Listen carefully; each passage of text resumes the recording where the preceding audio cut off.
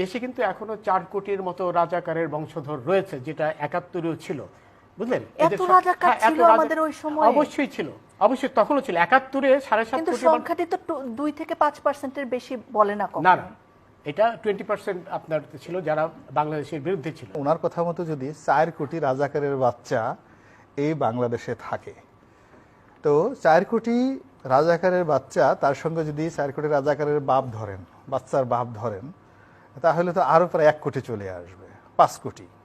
তারপরে এই রাজাকারের বাচ্চারা যদি কেউ বিয়ে করে থাকে, বউ থাকে, কারো যদি প্রেমিক থাকে, ওগুলো তো রাজাকার।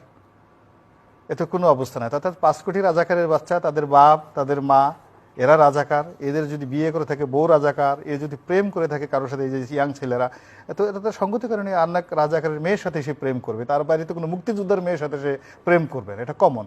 So this number is more than 12 lakh. ওনার হিসাব অনুযায়ী নাম্বার হয়ে যায় 12 কোটি।